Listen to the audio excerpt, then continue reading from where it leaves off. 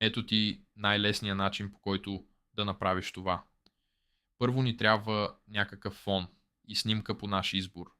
След това отиваме на маск и добавяме ето тази маска. По ето този начин, като копираме снимката още два пъти и правим останалите маски по същия начин. После ги режем през горе-долу еднакво време и добавяме логото, като му премахваме фона.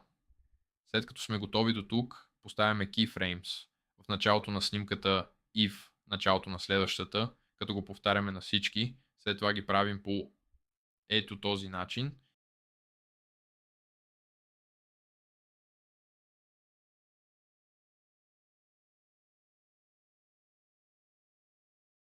И добавяме на всяка една Speed Animation. Аз в случая слагам Quad Out. И накрая поставяме ефекта Shake с тези настройки.